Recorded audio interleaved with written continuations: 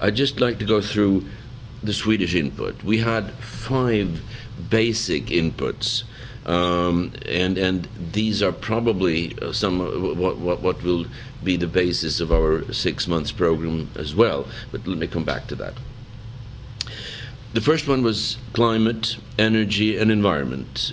We were really aiming for Copenhagen, and before that, the climate package, which energy and climate package, which was so successfully adopted under the French presidency. Second thing was jobs, economic growth, competitiveness, which is summed up in the Lisbon strategy.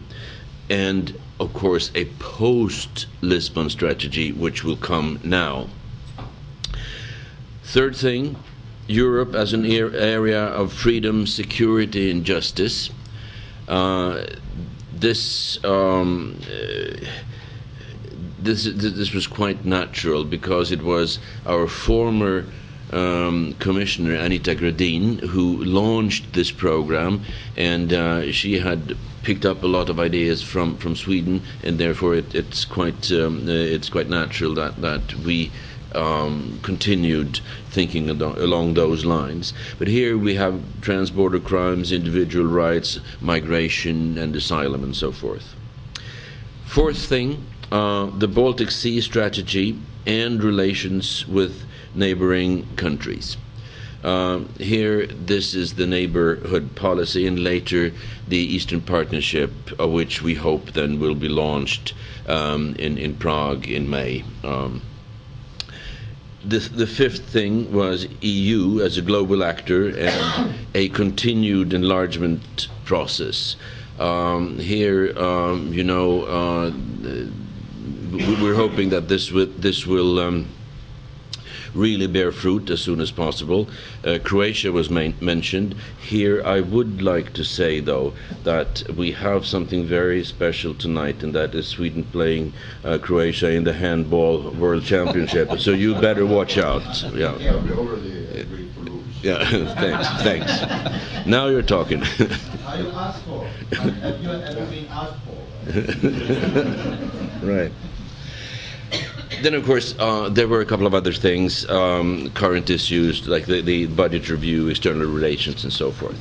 What is interesting then is maybe to think a little bit of what happened.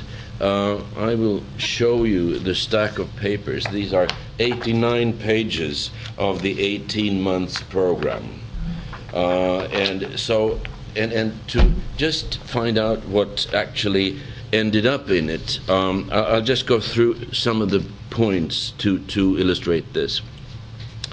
I've just picked them up from the you could call it the executive summary, or it's actually the first chapter, which is summing up the whole thing. The first thing was, of course, addressing concrete challenges. This was something that was quite obvious.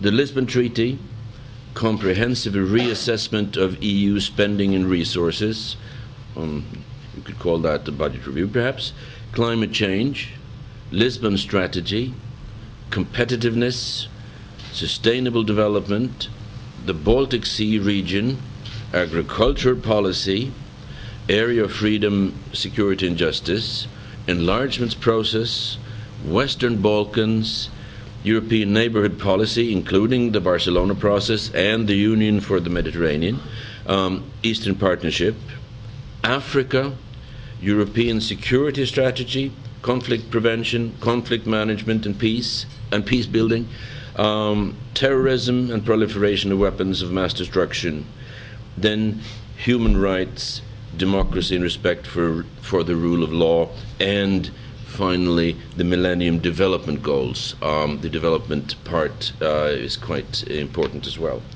Now, this shows that the scope was widened a bit, but this was actually something that all three parties were in agreement with, and that serves a good purpose as a foundation also for the next troika, and or the next trio, I should say.